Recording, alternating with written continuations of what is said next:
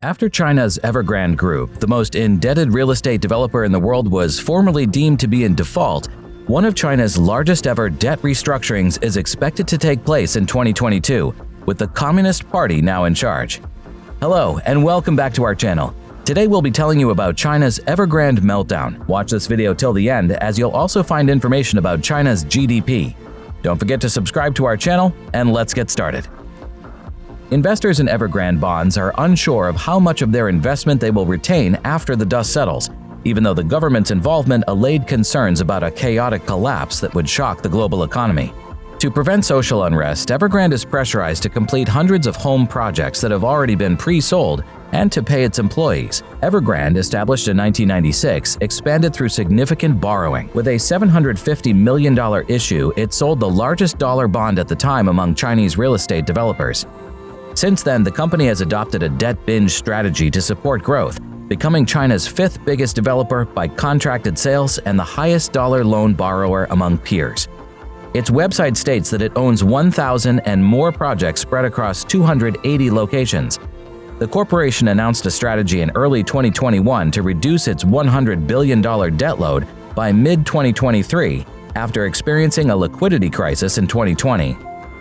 As China Evergrande Group continues to fall short of its commitments to 70,000 and more investors, protests get more intense at its offices nationwide. Over 1 million homebuyers are left without a place to live when incomplete buildings with sufficient floor area to fill 3/4 of Manhattan come to a standstill. Who are the bondholders? Some of the largest investment companies in the world. Evergrande debt is reportedly held by Allianz SE, Ashmore Group, FIL Limited, BlackRock Incorporated, and UBS Group AG. They currently face significant cuts as part of a restructure that might take years to complete. Evergrande and China.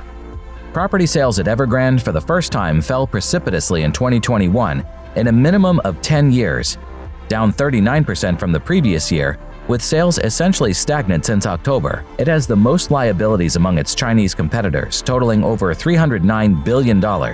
Bills to suppliers and more payables make up over half of that total, while interest-bearing debt was 572 billion yuan, a decrease of 20% from the end of 2020. One of the 3 red lines established by the Chinese government to restrict borrowing by real estate companies has been met by the corporation, which has decreased its net debt-to-equity ratio to below 100%.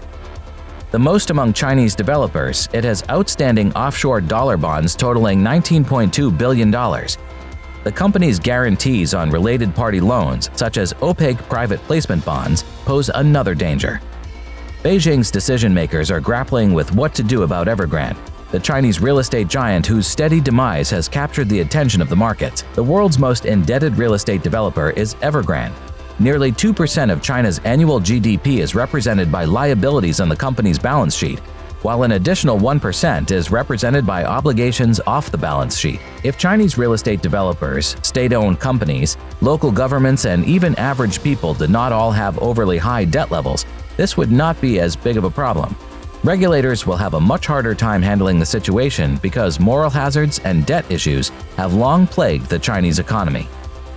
In the past, borrowing money for major Chinese businesses like Evergrande had never been known as an issue. It was commonly believed that they would never be permitted to let their commitments go behind. It was always assumed that local authorities and regulators would intervene at the last moment to restructure liabilities and, if necessary, recapitalize the borrower.